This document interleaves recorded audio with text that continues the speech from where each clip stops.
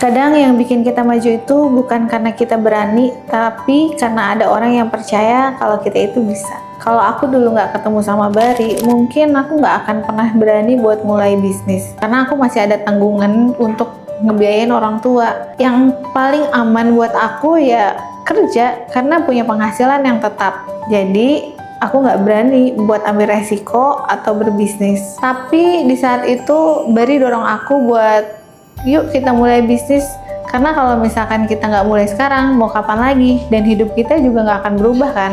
Dia beda banget sama aku. Dia jadiin kerjaan buat sumber dia bikin usaha yang baru. Bari bilang sama aku, Kita kan masih muda, Beb. Kalau kita gagal, ya kita kerja aja lagi. dan omongan itu ngena banget di aku. Kalau misalkan kita nggak mulai sekarang, ya mau kapan lagi? Dan sebenarnya yang aku takutin itu bukan bisnisnya, tapi persepsi orang sama kegagalan aku. Dan akhirnya kita mulai bisnis. Bari yang ngegas buat mulai bisnisnya dan nyari peluang, aku yang ngarahin dia untuk tetap berada di jalur.